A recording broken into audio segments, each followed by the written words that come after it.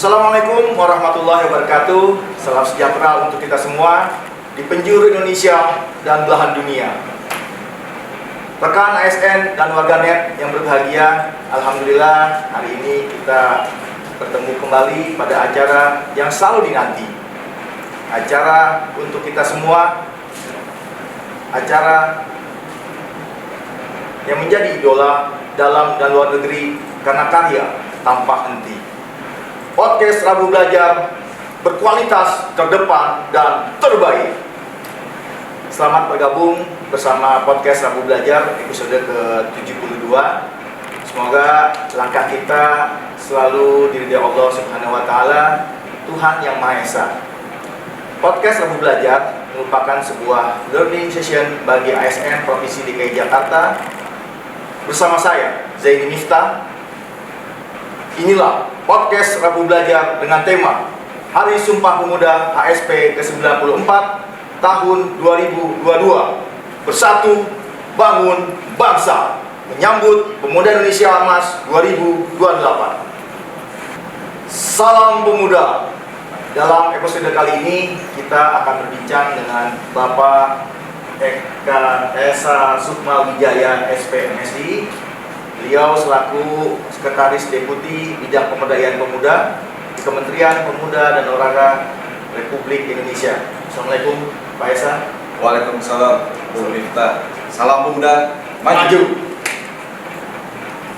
Selamat datang di podcast Rabu Belajar Pemerintah Provinsi DKI Jakarta. Karena tema kali ini Sumpah Pemuda, agar lebih kita menjiwai, meresapi sesuai dengan pakaian kita yang udah keren banget nih, Bung Esa. Apakah saya memanggil Bapak atau Bung Esa? Bung aja. Bung aja ya. Biar apa? Lebih awet muda gitu. Ya. Baik, karena ini tema Sumpah Pemuda, saya panggil dengan Bung Esa. Penggunaan kata Bung dipopulerkan oleh Bung Karno sendiri. Panggilan itu dipopulerkan untuk panggilan kepada setiap insan Indonesia yang revolusioner dan memiliki cita-cita melenyapkan imperialisme, kolonialisme, dan kapitalisme. Sapaan Bung terdengar revolusioner dengan hadirnya tambahan makna seperti saudara serevolusi, saudara nasionalis Indonesia, ataupun saudara serepublik Indonesia. Apa kabar Bung Esa? Alhamdulillah kabar baik. Terus terang ini pertama jadi saya lebih muda lagi. Yang kedua, saya ingat kalau pakai baju ini tuh waktu program kepemudaan di Kemenpora itu namanya pertukaran pemuda antar negara. Setuju? Nah, itu mereka sebelum berangkat itu pakai baju ini sebelum berangkat ke luar negeri ya. Jadi perasaan saya lebih muda lagi sekarang. Terima kasih Bu. Baik Bung Esa. Acara ini disaksikan langsung di seluruh Indonesia dan dunia karena keterlibatan dari Dinas Pemuda dan Olahraga di 34 provinsi, termasuk juga binaan-binaan pemuda yang ada di Kementerian Pemuda dan Olahraga Republik Indonesia. Nah, begini, saya dapat info ini kan beberapa tahun yang lalu, sudah lama sebetulnya. Pada hari ini hari Rabu, kebetulan Rabu ini kan hari kelahiran saya. Oh, ini Selamat sekali saya. Iya. Kan intinya nyambung insya Allah. Sama juga Rabu. Oh gitu? Iya. Kok nyambung Oh iya, yang untuk berjodoh. Baik, kemudian pakai baju ini tentu bermakna gitu ya. Dimana kita pakai lambang merah putih gitu kan, pakai simbol. Ini burung Garuda kan simbol NKRI gitu kan. Nah sekarang yang hadir juga karena saya dapat info ini sudah sejak beberapa tahun lalu dan beberapa bulan yang lalu akan ada ini, sehingga begitu dapat info link YouTube itu kan YouTube di sini lewat DKI luar biasa ini dan podcast ini saya sebarkan ke kader-kader para pemuda alumni program Kemenpora yang di dalam dan di luar negeri. Termasuk yang yang maju ya. Termasuk Dispora juga ya di Ya, Dispora. dan juga pejabat pengelola pemuda di 34 provinsi. Oh sekarang 37 provinsi kan Papua sudah jadi 3, jadi 37 provinsi. Ini informasi terbaru nih yang kita belum tahu kan, seperti itu kan. Terima kasih Bu Esa.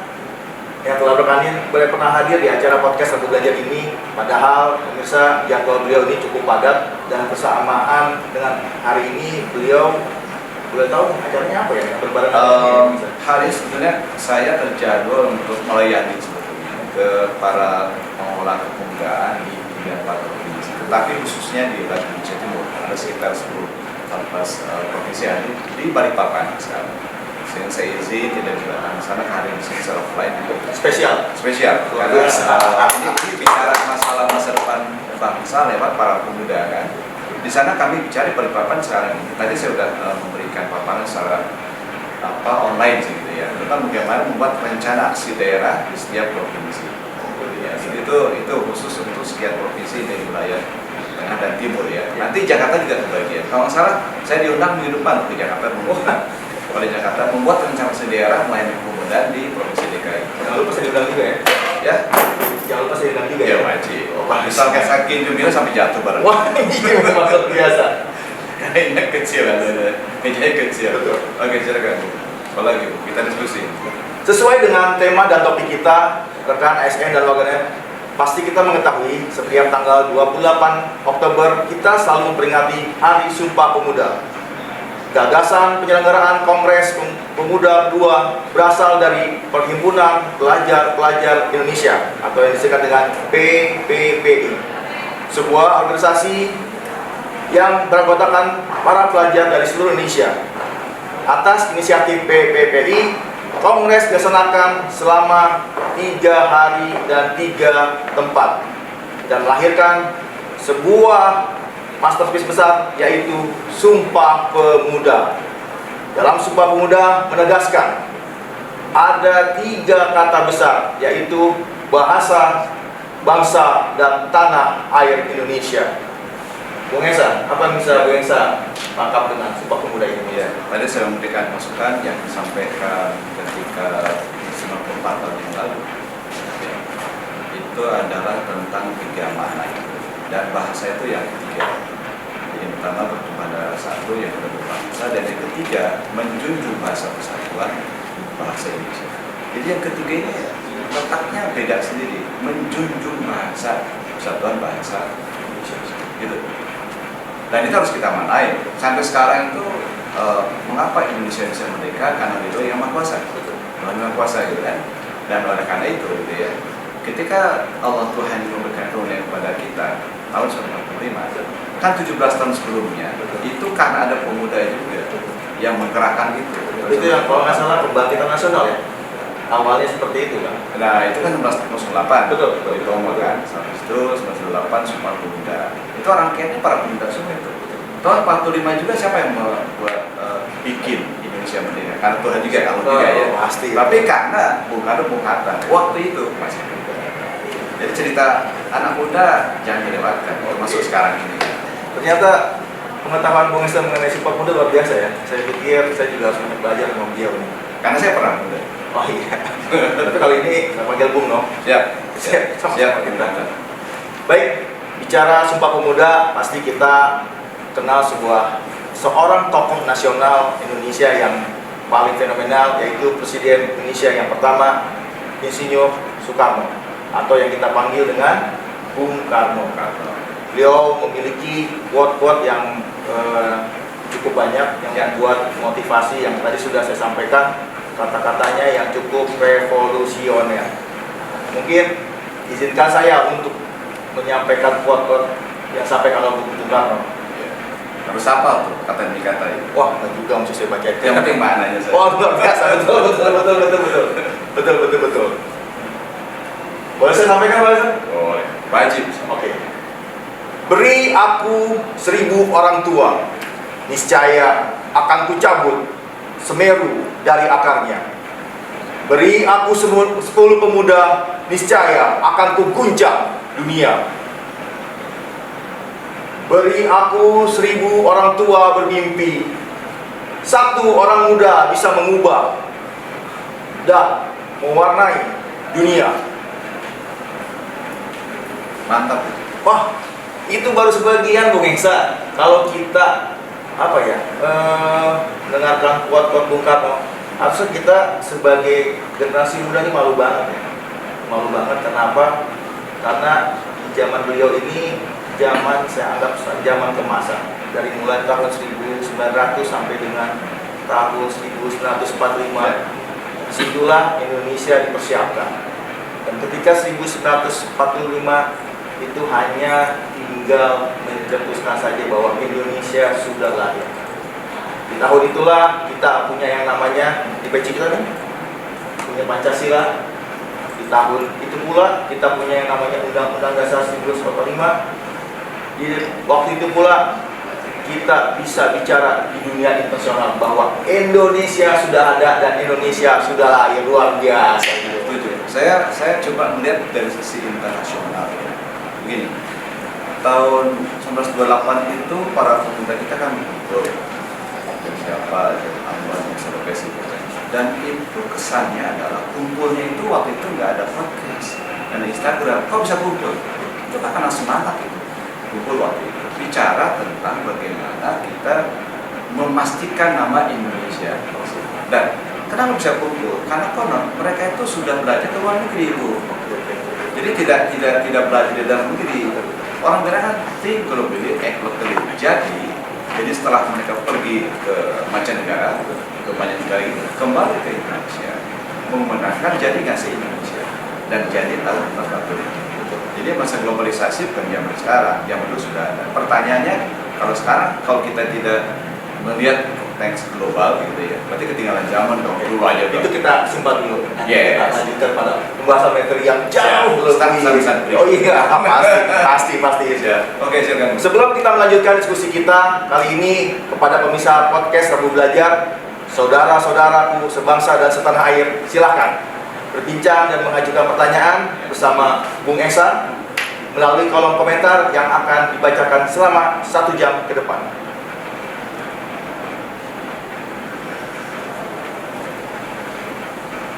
Bung Esa, biasanya nih Bung Esa nih, kalau saya ikut-ikut kegiatan Kemenpora, Bung Esa sering membacakan pantun, baik itu pantun yang versinya Sumatera, versi Jawa, versi Kalimantan dan lain-lainnya. Ada nggak sih pantun yang ingin Bung Esa sampaikan, kira-kira yang spesial di acara podcast belajar ini? Pantun itu khasnya Indonesia ya. Oh gitu. Jadi bukan budaya Nusantara loh. budaya kita. Budaya itu kan Bahkan ada berkelas pantun kan, bukan hanya di Melayu ya, tapi di Jakarta kalau orang menikah, itu berkelas pantun. Itu ya, itu harus pantun luar biasa. Ada pantun dari saya, dari Cinere ke Cikini, cakep. dari Depok ke Gandaria. Selamat datang pada podcast ini, semoga pemuda akan makin jaya. Luar biasa. Cukup satu pantun.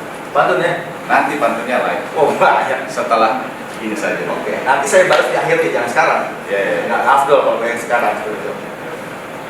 Bung Isa, kita sudah pakai seperti ini ya.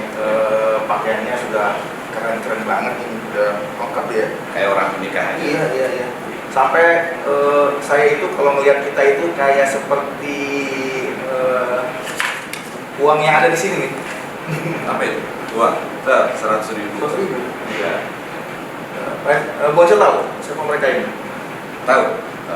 Karena saya punya uang itu di saku saya. Wah, bukan.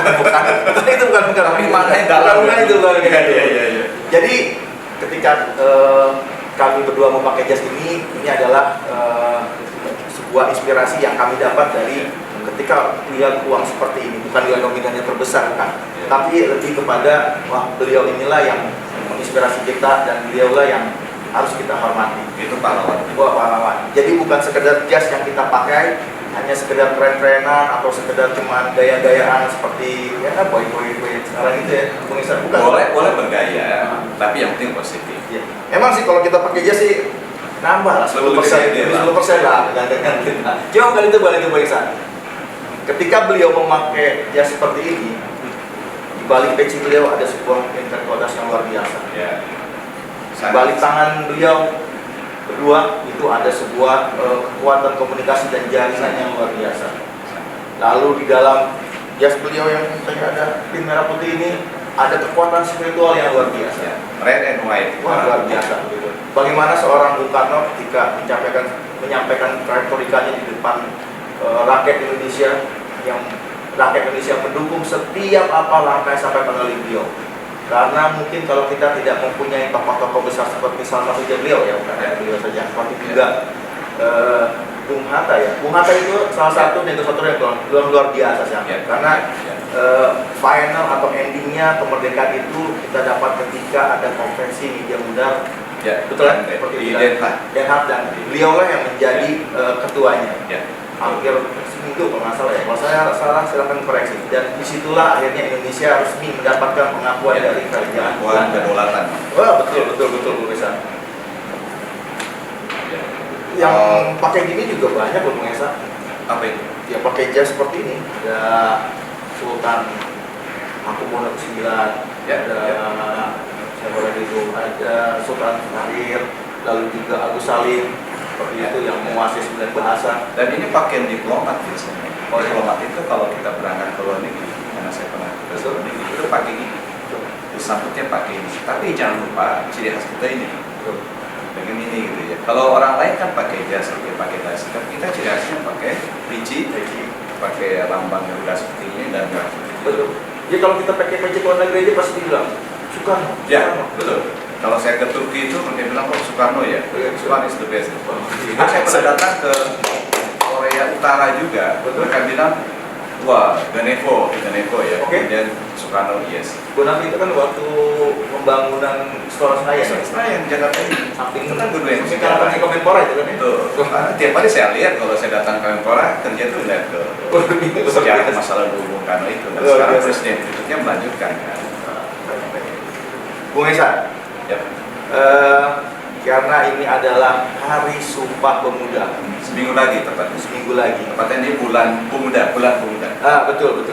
Seminggu lagi hari Sumpah Pemuda. Nah itu kan kemarin minggu atau 2 minggu yang lalu Pak Menteri sudah launching. Ya, Pak Menpora. Ada angkanya, ada warnanya, Logo ya, logonya, ya. ada tulisannya yang bertuliskan bangkit, bersatu, bangun bangsa. Bisa mungkin dapat menjelaskan? Jadi gini, atas arahan Pak Menpora ya, itu memang setiap tahun logo itu biasanya makan gitu, makan. Dan itu para pemuda istilahnya. Oh, jadi bukan memang asli Enggak, desain juga. Oh, desain diserahkan pada para pemuda. Seperti apa yang terbaik? Dipilihlah artinya. Mungkin sekarang sudah bisa dilihat oleh para pemirsa ya. Itu logo yang telah kami seleksi atas saran Pak Menpora dan juga di bawah koordinasi Bapak Putri bidang pembangunan pemuda. Pakai ini gitu ya. Dan diseleksi jadilah. Itu maknanya besar sekali. Angka 94 karena itu Pak. Itu kan angka di mana 94 tahun yang lalu itu pemuda kita kan berkumpul semua pemuda kan? Kemudian ada lagi di situ warna-warni menunjukkan apa gitu. Ini emang tidak mirip seperti warna pelangi yang full gitu ya, hanya beberapa warna saja. Warna-warni menunjukkan kepada keberagaman Indonesia gitu maksudnya. Tapi bukan warna itu yang maaf kata mendukung kaum pelangi kan, enggak kan? Oh enggak ya, jadi gini. Pelangi itu kan ada UNBH KJN, Oh ya? ungu, nila, biru, hijau, kuning, jingga, merah, siapa? Ya, warna itu yang ada dalam pelangi itu lukisan yang kuasa oleh UNESCO, ya kan? Itu warna itu. Jadi warna itu menunjukkan keragaman Indonesia, gitu kan? Kemudian yang berikutnya, kalau logo itu diamati, di setiap lekukan itu 94 itu ada garis-garis putih. Itu menunjukkan pada kesucian. Kita bersatu, kita bangkit ya, dalam kerangka Indonesia, tapi dilengkapi dengan kesucian. Ya.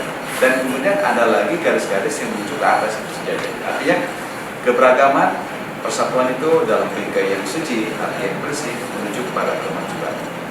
Itu kira-kira itu makna logo itu. Yang membuat itu filosofisnya para pemuda sendiri, bukan kami, bukan ya. Itu memang saya lihat memang nggak salah ketika kita menghadirkan Bung Esa pada acara ini. Tidak hanya kemampuan secara intelektual, tapi secara spiritualnya luar biasa. Alhamdulillah. Karena saya pun juga mewakili Pak Deputi saya Pak Profesor Udala menugaskan saya untuk hadir. Jadi atas nama beliau juga. Emang cocok sih, dari bajunya aja udah biasa standar Ya. Kementerian atau negara ya, dalam putih seperti itu, Bung Esa ya. Bung Esa, Kemenpora. Bagi saya itu Kemenpora adalah kementerian yang saya anggap gaul. Ya. Karena ngurus milenial dan ngurus olahraga. Wah iya itu dia, makanya saya sampaikan sensasional. Betul. Kenapa saya bilang begitu? Karena saya di sekolah sendiri ya seperti itu. Udah berapa tahun di sekolah? Saya 97 itu. Bulan 7. Iya, 97. Wah, itu dari film Naga Bola 1 sampai Naga Bola jadi 2 itu serius. Jadi nggak tinggal benar. Nah, jadi gini Bung Esa, Kemenpora itu saya bilang tadi keren gitu kan, lalu gaul, sensasional, kenapa saya bilang gitu? Karena di antara kementerian yang sering mengibarkan bendera merah putih dan Indonesia Raya menyanyikan Indonesia Raya di event regional maupun internasional. Itu kegiatannya di kepemudaan seperti apa tuh Bung Esa? Kalau untuk yang tadi disampaikan itu kan untuk di event olahraga. Yes. Apa ya, olahraga itu para atlet Indonesia itu pada masa muda juga, golden age namanya, sampai sekitar 30 tahun.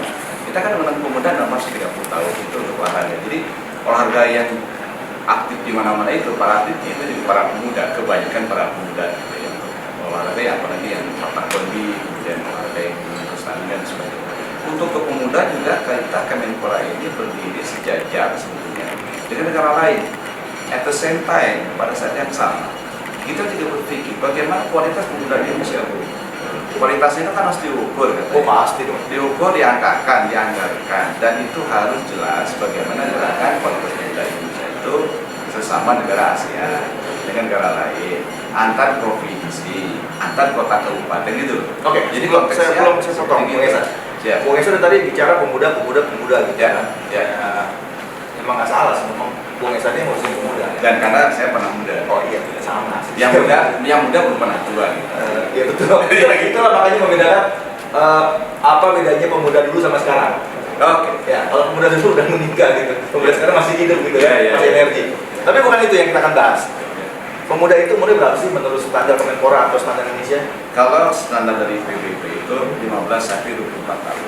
Tetapi kalau menurut undang-undang yang ada di Indonesia, Berapa ulangi internasional? 15 sampai 24 tahun. Pendek dong ya? Waktunya. Pendek. Tapi kalau di Indonesia itu perdebatan terjadi waktu itu sekitar tahun 2008-2009 sampai sekitar 3 tahun.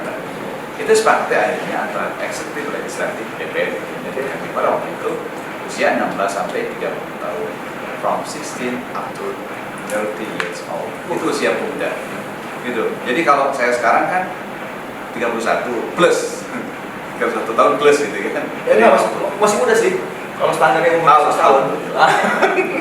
Jadi gini, muda kan kadang-kadang suka nggak hanya sudah umur, tapi ada orang yang umurnya sudah tua, semangatnya luar biasa gitu kan, malah lebih muda dibandingkan orang yang lebih muda di umurnya. Seperti itu Bung Esa. Ya, setuju. Walaupun usia saya udah 50 tahun lebih, tapi semangat muda saya insya Allah selama saya tidak tidur.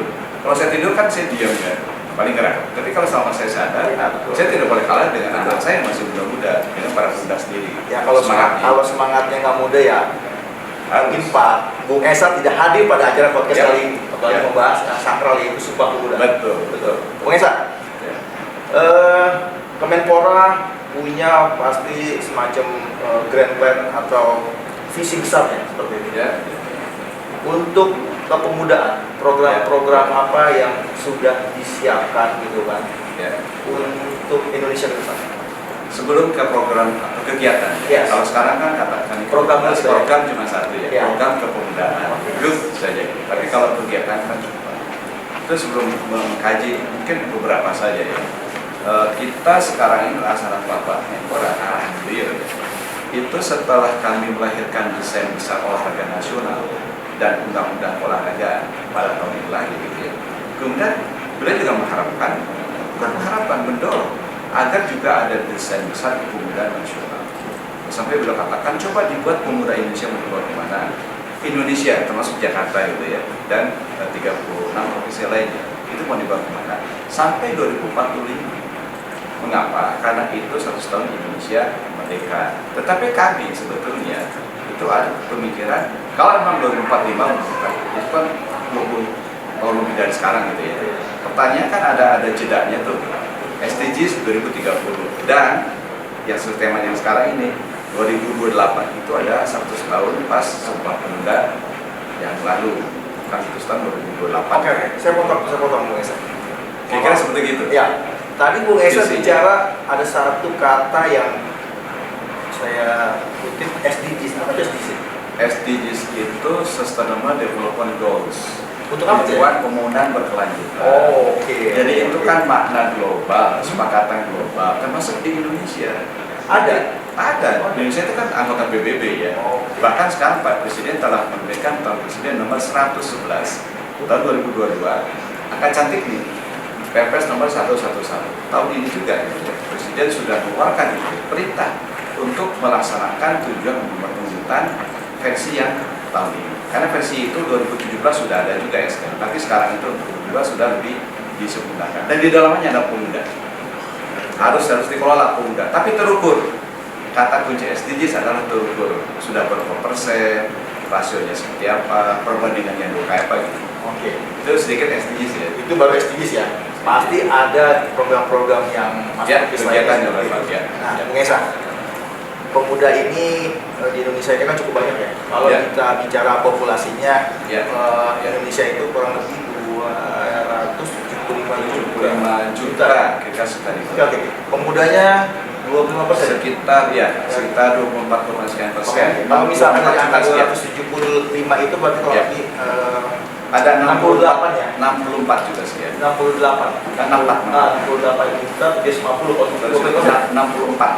kalau 64 juta se-Indonesia. Berapa yang di DKI? DKI hampir sama 2,5 juta. Karena kan berarti populasinya 10,5 ya. Ya, ya. 10,5. Lebih tepatnya DKI itu jumlah pemuda per hari ini ya 2.665.000 sekian. Jadi 2,5 juta lebih dikit. Itu coba. Tadi saya kan di awal sudah sedikit membacakan quote atau pesan motivasi dari Bung Bung Karno ya. Ya. Ya. Kalau misalkan ada 64 gitu kan, 64 Pemuda. pemuda. Nah, ya. Dalam kuatnya, berikan aku satu pemuda, maka akan mengguncang dunia. Ya. Berarti kalau sampai 64 itu bisa berantakan di kota Solo. Dan cuma Indonesia doang kualitasnya. kan Indonesia, Nah, Jakarta iya. saja Nah. yang pemuda yang sekarang ada 2.655.000 itu. Yes. Itu kan bisa menguncang mana itu Iya. luar biasa kan. Bisa kebayang. Maka Bung Karno sampaikan dulu, sekarang kita manain. Betul. Jumlahnya Betul. banyak, tinggal nanti masalah kualitas kita dorong terus. Nah itu pasti programnya Kemenpora sudah punya dong. Ya. Nah, boleh nggak bagi-bagi programnya selain tadi menyampaikan SDGs, ada nggak program-program besarnya yang sudah dipersiapkan untuk sekarang dan ke depan? Ya, kalau namanya kegiatan tuh banyak sekali ya, kegiatan kepemudaan sebelum masuk ke pemuda, pramuka contohnya. Pramuka itu sama seperti yang kita kenakan sekarang. Pramuka di bawah Kemenpora juga? Kemenpora. Oh, Tapi bermitra dengan kuartil nasional, Oke. Kuarnas. Di Suara DKI, ya. bermitra dengan kuartil daerah DKI, Iya, betul. sampai kuartil cabang, kuartil ranting, gitu kan. Nah, kemudian sekarang pramuka dulu ya. Pramuka itu kan ada kacu di sini, ada merah putih, seperti yang kita punya ini kalau merah putih ya. Itu artinya adalah setiap gerakan kepramukaan kan ada Satya Dharma Pramuka, ada Trisatya. Dulu saya mau tahu pramuka, Ya. ya SD dulu tahu pramuka. Dulu saya sampai Penggalang Rakit ya. Bisa penggalang doang sih? Penggalang Cukup. Penggalang cukup aja ya. Tapi itu bermakna bagi saya bahwa satu kegiatan di Kemenpora yang dengan kuartil nasional adalah pramuka, mendorong masalah merah putihnya itu. Apapun kegiatan pramuka itu pramuka ya. Seperti itu kayak gitu ya. Ya, ini pegang ini. Kemudian yang kedua, kegiatan yang lain di Kemenpora itu masalah kewirausahaan, entrepreneurship. Kita juga ingin mendorong, walaupun memang angka kewirausahaan kita dibanding Singapura masih beda, Malaysia masih beda. Kenapa? Karena kan negara kecil. Ngelesnya begitu ya. Iya. Begini. Entrepreneurship itu salah satu kegiatan yang didorong Kemenpora, tapi didukung oleh 4 provinsi, sekarang 3 provinsi, didukung oleh angkatan kabupaten juga. Kita menggalang pintar dan perguruan tinggi. Bagaimana di Gunung itu mendorong masa kuliah kewirausahaan. Itu saya merasakan sih program atau kinerja masifnya di Kemenpora itu, karena saya juga terlibat kan beberapa Ya, kali di ya. kegiatan Kemenpora. Nah, memang luar biasa sih. hanya mungkin ada kekurangan, kelebihan wajar ya. Pasti itu kita berguna terus saja. Itu baru saya ceritakan baru pramuka, Iya. baru kemudian kewirausahaan. Yang lain masih banyak. Satu lagi Bu, yang ingin saya ceritakan adalah kita juga punya program tukar pemuda antar negara. Ya kan, antar negara artinya pemuda Indonesia diseleksi wakil dari 34 provinsi gabung dengan wakil pemuda dari negara lain. Let's say Malaysia. Contohnya ya, kita punya program yang ke negara lain. Itu yang pakainya yang pakai semangat bola gitu ya. Begitu mereka diseleksi betul, begitu mereka diseleksi di tingkat provinsi, maka diundanglah ke Jakarta, misalnya Jakarta Ya. ikut pre-departure training, itu dilatih selama beberapa hari sebelum berangkat ke gabunglah dengan pemuda gitu. Artinya kita berpikir yang amanat negara dulu masalah globalisasi kan, supaya pemuda lahir karena pemuda itu sudah ke luar negeri dan kembali ke Indonesia membuat satu pemikiran di visinya. Itu betul. Karena memang dari quote-quote Bung Karno selalu beri satu pemuda akan Ya. kegempatan, beri aku semuda akan kegempatan sedunia. Ya. Ini saya mungkin pemirsa yang sering nonton ya. Ya. Saya kalau bicara Bung Karno ini, saya merasakan suatu eufori yang luar biasa. Saya nonton yang film Habibie 1902. Ya, saya juga nonton itu. B.J. Habibie Ya. kuliah di RWTH, Ya. Aachen University gitu. Ya. Beliau Jerman. di Jerman betul. Beliau bagaimana termotivasi dengan seorang Bung Karno gitu kan. Ya. Bung Karno menyampaikan di dalam forum internasionalnya di Jerman waktu itu agar Jadi masih di bawah 60. Betul? Di bawah 60. Karena skalanya masih sampai 100. Tahun 2045 kita insya Allah akan dapat nilai perkiraan ya dari statistik 68,83. Artinya sampai Indonesia masuk 45 itu nilai kita masih di bawah 70. Ini menjadi PR besar kita gitu. dan itu dari angka statistiknya grafiknya selalu naik kan? selalu naik. Selalu naik ya. Tetapi kami ingin didukung oleh untuk pemuda Indonesia ya sekarang hari ini dan juga dari pihak swasta, dari Pemda dan Indonesia itu kita ingin sebetulnya lebih dari 70 dong. Kan gitu. Iyalah. Hitung-hitungan saya 0 sampai 100, masa kita 50? Sekarang Kalau nilai dia kan gitu. 70 itu baik ya. Kenapa? Kalau di nilai kuliah itu 70 baru baik ya. 70 baik kan. Kalau sekarang 50-an tahu sendiri lah. Jadi sebetulnya bukan untuk pesimis ya. Iya. Justru melihat Cabut. the right one itu hadir pada itu cabut juga. Ayo semangat. Kayak saya hadir di sini. Ya. Itu. Iya. Tadi bicara IPP, ada nggak senjata atau toolsnya IPP ini ke depan? Terus instrumen ya. Ya. Jadi memang instrumen itu kan kayak kita rapor lah. Kita kuliah ya. S1 lulus. Itu berapa IPK-nya? 3,2 misalkan. Iya. Lalu ya Allah, ya sudah kita syukur udah lulus kok kita mau. Targetnya 4,0 kan. Itu kan target. Nanti itu harus ada target tetap. Nah dari target itu nanti harus dibuat strateginya. Strateginya ini Bappenas sudah komunikasi dengan kami, ada namanya strategi meningkatkan yang penggunaan pemuda. Memang barang baru ada strateginya itu didukung oleh seluruh provinsi, melibatkan juga dunia swasta. Dan itu kalau diuraikan bisa panjang. Panjang. Saya tahu panjang. Pokoknya kita sudah punya dokumen, nanti sekarang lagi bahas juga di Balikpapan ya, dan juga nanti di Jakarta pada bulan Desember. Bu Esa, tadi kita ngomongin pemuda-pemuda. Kita sudah jalan bangka sampai ke tingkat kegiatan internasional. Punya nggak sih pemuda itu landasan hukumnya? Jangan sampai nanti kita sebagai Pemprov atau sebagai kementerian Pemkab, iya, untuk bergerak itu nanti nyalain atau kan bahaya kalau tidak punya landasan hukumnya. Ada? Ini penting ya, karena kita bicara ini kan para ASN. Jadi begini, ASN itu kan bergerak atas dasar perintah atau mandat dari undang-undang dan seterusnya. Untuk pemuda, kita punya undang-undang nomor 40 tahun 2009. Kemudian kita juga punya peraturan pemerintah tentang lembaga permodalan keuangan pemuda. Ya. Kemudian ada peraturan presiden. Yang terbaru ini Perpres nomor 43 tahun 2022. Saya ulangi ya, Perpres nomor 43 tahun 2022 itu tentang koordinasi strategi dengan sektor penyelenggaraan pelayanan kepemudaan. Itu ada 27 kementerian lembaga yang kita koordinasikan atas nama Perpres itu. Dan juga ada 4 Menko yang lupa. 4 Menko juga masuk jadi tim kemarin. Dan itu landasan hukum di mana kita harus melakukan rencana aksi nasional. Nah, dari RAN ini narasi nasional itu akan bukan ke tingkat provinsi, putusan gubernur. Ada namanya peraturan gubernur. Nanti kabupaten wali kota tentu turunannya ke peraturan bupati dan wali kota. Itu beberapa regulasi yang sekarang ini kita dorong ke depan untuk melandasi terhadap kepemudaan kita harus bangkit pakai uang negara pusat dan daerah, tapi harus ada dasar hukum. Ini luar biasa penjelasan dari Bung Esa, sudah hampir lengkap walaupun Satu lagi. Karena begitu masuk ke daerah itu, maaf saya lupa, masuk ke daerah itu kan Pemda itu mengacunya kepada Kemendagri. Ada Permendagri nomor 90/2019 tentang verifikasi. Jadi itu bicara tentang bagaimana anggaran setiap Pemda itu digunakan sebaik mungkin, dan Kemendagri ada bicara pada tempat.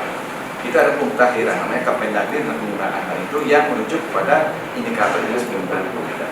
Karena IPP itu bagian kecil dari SDGs, gitu. Bung Esa nggak bertanya ke DKI, DKI punya nggak gitu? Punya. Ini kita lengkap loh. DKI itu bagi kami etalase ya, etalase Indonesia. Gimana Bu? Punya nggak di? Kita sudah punya yang namanya Perda tentang 2016 tentang nah ya. Kita punya Itu kalau salah perdanya setelah Kalbar kemudian DKI terus Banten. Jadi termasuk papan atas lagi. Macam-macam Bu. Kita ngambil olahraganya ke Jawa Timur, kemudian ke Jawa Tengah. Lalu waktu itu. Kita punya yang namanya Pergub nomor 52. Ya. Gitu kan. Rencana daerah ya. Iya, tahun 2020 gitu kan. Yang lainnya belum punya, kita pertama. Oke. Yang penting nanti disesuaikan dengan aturan. Itu lengkap. Jadi apa yang menjadi guidance-nya Kemenpora itu langsung kita eksekusi. Siap. Baik, Bung Esa. Ini pembicaraan kita udah semakin panas nih. 10 menit lagi. Semakin hangat karena mungkin kita pakai jas kali ya sebetulnya. Enggak, saya adem aja. Adem aja gitu. Karena AC-nya bagus. Hebat DKI.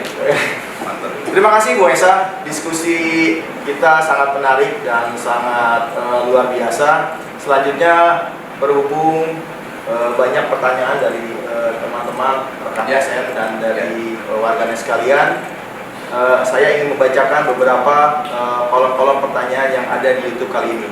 Ini tanggapan dari saya panggilnya apa ya? Bang Darmawan Apriyadi dari Pusdatin PM PTSP ya. Hadir menyimak acara tema pembahasan yang sangat bagus, keren, cerdas, kreatif, inovatif, dan inspirasi. Wah, luar biasa. Terima kasih Bung, keren Bung. Terima kasih. Lalu dari DKI ya? Hah? Dari DKI sendiri kan? DKI. Nanti yang luar negeri bagian Kemenpora ya. Lihat aja. Tanggapan dari kalau orang Betawi namanya Poseleha ya. Poseleha dari SMP Negeri 76 Jakarta Pusat. Ini guru berarti ada juga ya? Oh, ini kita lengkap loh. Kita tiap minggu Rabu belajar. Ini menu wajib seperti itu. Berapa orang nih ikut kalau nonton kayak gitu? Kita habis tebus 15.000 ya. Ya Allah. Ya mudah-mudahan kali ini sejuta lah ya. Sejuta insya Allah dengan dari Kemenpora gitu. Semangat kok Bung Esa. Selanjutnya Bung Esa, ini ada dari Soleha SMP Negeri 76 Jakarta Pusat. Ya. Semoga kita dapat menghayati nilai-nilai semangat Sumpah Pemuda dalam Bingkai Bhinneka Tunggal Ika. Sukses terus podcast Rabu Belajar. Tepuk tangan dong nih buat tim podcast Rabu Belajar. Dari SMP itu ya. Itu bisa guru bisa siswa ya. Bebas. Seperti itu. Anak kan yang menyaksikan juga dunia gitu. Iya. Lalu pertanyaan dari Pok Mahama ya, SMP Negeri 104 Jakarta. Ya. Tema yang bagus untuk diangkat dalam Rabu Belajar yang menjadi pertanyaan.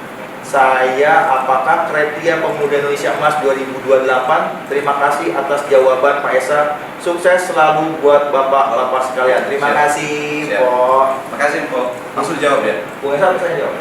Saya dulu. Oh iya, tadi tanya saya. Iya. Silakan. Tadi sebagai narasumber harus menjawab, tetapi bukan berarti segalanya. Ikan waktunya tinggal singkat begini. Kriteria pemuda 2028 itu seperti apa ya? Atau 2045 ada dua itu kan. Kami telah menyiapkan satu hitung-hitungan ya. Saya ditayangkan barangkali. Jadi begini, kriteria itu menuju kepada masalah pendidikannya itu. Pendidikan yang bagus nggak kira gitu kan. Yang kedua kesehatannya. Yang ketiga ketenagakerjaan. Yang keempat partisipasi dan kepemimpinan. Yang kelima gender diskriminasi. Artinya dari sisi pendidikan dan kesehatan, simpelnya begini Pak, pemuda Indonesia harus terdidik dari makin tinggi tingkat pendidikannya akan makin bagus dia terdidik ya. Tapi tidak berarti bahwa orang yang pendidikan tinggi berakhlak itu tidak muslim. Itu loh, jadi boleh punya gelar S1, S2, S3 dan sebagainya, tapi hati-hati jaga akhlak ya. Tapi intinya adalah umumnya para pemuda yang makin terdidik gitu, secara formal dan non formal itu insya Allah makin berkualitas karena telah mendapatkan asupan dari berbagai informasi, wawasan dan sebagainya dari guru dan dosen. Yang kedua sehat, gitu. Harus sehat. Kalau sakit-sakitan mana mungkin dia bisa lari, bisa mengejar kebangkitan dengan negara lain. Yang ketiga adalah datangan kerjaan. Jangan nganggur. Gitu. Tingkat pengangguran terbuka di Indonesia itu masih 2 digit, masih di atas 10%. Gitu. Harusnya kita turunkan jadi di bawah 10%, 9, 8 itu kan. Yang keempat kriteria adalah harus aktif berpartisipasi. Contoh, ketika ada dalam rapat, itu pemuda jangan diam, harus bicara. Tapi bicara yang askur, jangan asal bunyi. Harus bicara yang memang kontekstualnya, bagus, punya visi, punya konsep. Di kampus sendiri sudah dikatakan bahwa harus punya gaya bicara yang baik, tapi dasarnya adalah dari sekian banyak jurnal. Jurnal itu kan bahasa asing, kita belajar ke bahasa asing. Oke, yang kelima kriteria adalah masalah gender diskriminasi. Ini harus tidak boleh ada diskriminatif. Sana pasar DKI itu banyak ya, anak, pemuda, gelandang remaja. Saya minggu kemarin meminta datang ke gelandang remaja di Kecamatan Pulau Gadung. Kok nggak kabarin saya? Iya, karena buru-buru. Oh iya. Sepupu kami menikah ya, saya datang di situ. Ketika saya datang konkret ya, ketika saya datang itu ternyata di sana saya mau sholat subuh. Melipir saya ke toilet, ternyata di sana ada tempat wudhunya, ada juga sarana untuk ibadah yang muslim ya. Tapi buat tadi dibagi dua, laki dan perempuan. Wah, itu hebat nih DKI. Untuk itu saya New Center ya, untuk remajanya itu memang jangan cuma masalah duniawi, tapi akhirat juga yang muslim tetap beribadah. Sekarang itu kriteria. Jadi itu. Iya. Jadi kalau sudah dibahas sama Bung Esa, sepertinya saya tidak perlu mengajarkan ya. Padahal tadi saya sudah mau bagi kriteria tuh. Ini kriteria pemuda yang masuk seperti apa? Tinggal pilih mau yang penjelasan internasional atau mau lokal nih. Tapi yang tadi saya jelaskan itu 5 dimensi tadi itu juga insya Allah konteksnya kompatibel, cocok dengan konteks global. Ya kalau kita sebagai seorang muslim itu bicaranya figur internasional yang pasti Rasulullah ya seperti itu. Ya. Jadi, kalau kita bicara di tingkat nasional, itu bisa sampaikan ada di Uang ini contoh adalah figur pemuda ideal Indonesia di era kemasan Indonesia seperti itu. Bukan promosi uang, tapi memang betul. Ada lagi? Kok banyak nih? Ini banyak banget nih. Ada juga dari Empok Tantri, dari P3 PAUD dan Dipmas.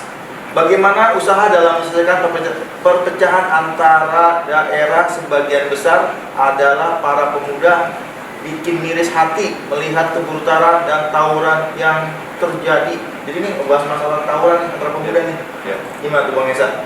Ya, jadi gini, di indikator itu juga ada di sebelah pemuda namanya pemuda korban kejahatan. Itu ada indikatornya Di PP. di PP. Indeks pemuda pemuda ada pemuda korban kejahatan. Kita punya angkanya itu. Angkanya secara nasional dan di 34 provinsi, termasuk di DKI. Punya angka. Nah, situ satu indikator bahwa di DKI dibandingkan dengan tempat yang baik, gimana sih? Perbandingan. Artinya perbandingan. Kalau di DKI misalkan korban kejahatan ada sekian, termasuknya tawuran tadi, di provinsi yang sekian, misalkan ya lebih rendah, berarti DKI belajar dan provinsi yang lain. Jadi ada proses pembelajaran. Kalau tawuran ini kan, kalau menurut hemat saya, karena saya juga punya pemuda gitu ya, itu menjadi tanggung jawab kita semua. Saya sebagai orang tua mendorong anak saya jangan main tawuran.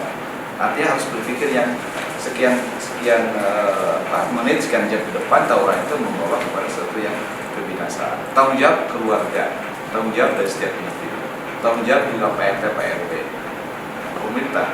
Saya pernah dialog dengan kepala desa di Gresik. Dia bilang begini, kepala desa, Pak, kok desanya aman? Saya pasang CCTV aja.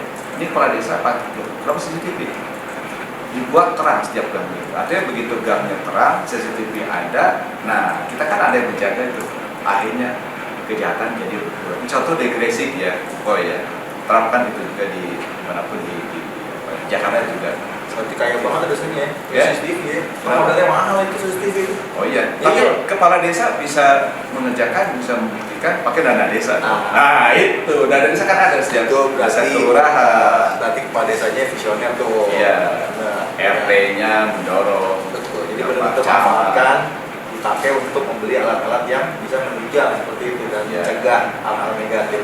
Keren kayak gitu. Memang kadang-kadang yang hal seperti itu yang memang di Indonesia ini perlu ada orang-orang yang istilah kerennya out of the box ya. Ya, dan local wisdom ya. Bisa seperti itu, karena nggak semuanya seperti itu. Kadang-kadang berpikir cuma ya seperti itu. Harusnya kita yang berpikiran jauh, visioner jauh ke depan. Tuh, Seperti itu. betul. Bung Esa, Ada lagi pertanyaan? masih kurang mau utama nih? Oke, masih ada. Wah masih nggak ada. 5 menit lagi kan? 5 menit lagi. Kalau waktu di saya lihat, tapi bisa ditambah. Nah masalahnya Bung Esa semangat banget sih nih. Kayaknya merasa ini waktu kurang terus gitu kan? Iya, iya. Bicara pemuda semangat. Oh pasti loh dia. Keren. Oke, kita telah sampai di ujung acara. Kita telah 5 sila itu hebat banget. The 5 principle of Pancasila itu pertama. Kita mau bahas yang lain. Sila pertamanya ya. Kenapa dikatakan sila pertama? Nomor 1, ketuhanan yang Maha Esa. Artinya pemuda dimanapun berada, please deh amalkan Pancasila. Terutama titik Brody, the first one yang pertama, ketuhanan yang Maha Esa. Boleh anaknya kita semangat. Fisik dan fisik, anak dididik, sehat, dan seterusnya. Tapi jangan lupa, ketika Anda kaya misalnya, bagi para pengusaha muda gitu ya, Anda kaya, pastikan sedekahkan apa yang menjadi kewajiban Anda kepada orang lain, bantu orang lain. Karena masalah kita ini masih banyak. Kemudian bagi orang yang nganggur, mohon sama yang kuasa supaya tidak nganggur. Mohon semua urusan yang kuasa kita syariat harus kita aktifkan. Jadi pesan saya pada pemuda Indonesia, amalkan Pancasila khususnya sila pertama untuk semua agama dan pastikan bagi yang Muslim, bagi para pemuda Indonesia, pastikan sholat berjamaah. Bagi yang masalah ini pergi ke gereja, bagi yang Hindu juga pastikan ke pura dan seterusnya. Semua agama, karena dari situ Tuhan Allah akan memberikan berkat kepada kita dan rezekinya akan datang ke jalan yang tidak. Sekarang ini pesannya masih banyak, tapi segera itu saja karena mungkin tinggal inspiratif banget. Jadi mau sama Bung Karno ya, seperti itu kuatnya. Jadi yang diutamakan, jadi kalau menurut Bung Esa, di atas ilmu ada yang namanya akhlak ya. ya. Memang itu harus Akhlak memang harus dipersiapkan secara pendidikan agamanya luar Tuh, biasa. jadi orang hebat itu boleh, tapi jangan sombong. Karena kalau sombong, Tuhan nggak suka. Kalau Tuhan nggak suka, susah hidup kita. Kira itu. Baik, terima kasih Bu Esa yang telah hadir pada acara podcast Labu Belajar yang diadakan oleh Pemprov DKI Jakarta. Insya Allah pembahasan podcast kita kali ini akan sangat bermanfaat karena disaksikan tidak hanya di DKI Jakarta, ada juga dari diaspora di 34 provinsi Indonesia, ada juga dari Siapa tahu dari luar negeri juga, karena pemuda pelajar Indonesia luar negeri, kalau tidak salah ada menyaksikan juga. ada juga nonton ini. Ya, Oh, banyak dong ya. insya Allah. Oh, luar biasa. Mudah-mudahan ketika Bung Esa bicara di sini, ratingnya akan naik. Dan ini menjadi penghargaan yang luar biasa untuk tim podcast Labu Belajar. Amin. Mantap. Tadi Bung Esa mengawali dengan pantun, Pantun, ya? Seperti itu. Berarti saya Saya juga ada pantun dong. Hah? 12 pantun. Oh, buat pantun ya? Memang Pantunas DKI. Oh gitu, baiklah kalau gitu saya harus tutup dengan pantun ya. Saya bisa belajar dari Bung Esa dengan masalah pantun ya. Saya Baca aja. kalau nggak bisa dibaca, saya harus ini Harus kan hafal. harus improvisasi dong, nggak bisa kayak gitu. Baik. Saya jadi grogi sama Bung Esa. Karena Bung Esa kalau di mana pantun mau bahas apa? Baik, saya juga punya pantun Bung Esa. Bismillah awal kata, hamdalah akhir kata. Terima kasih sudah tampil di muka dalam mengisi acara. Kalau mau membawa bambu, jangan lupa diikat pakai tali. Kita bertemu lagi di hari Rabu. Podcast Labu Belajar hadir kembali. Wah. Belum? Oh, belum. Bentar dulu. Bulan purnama indah berseminya di hari Rabu. Sampai jumpa lagi dengan kami. Wassalamualaikum warahmatullahi wabarakatuh. Pantun dari saya. Oh, ada. Beli ikan di Jatiasi. Oh, cakep. Cukup sekian dan terima kasih. Assalamualaikum warahmatullahi wabarakatuh. Waalaikumsalam warahmatullahi wabarakatuh. Endingnya gimana? Biasa gitu kan? Salam muda. Salam pemuda. Maju. Terima kasih. Assalamualaikum warahmatullahi wabarakatuh.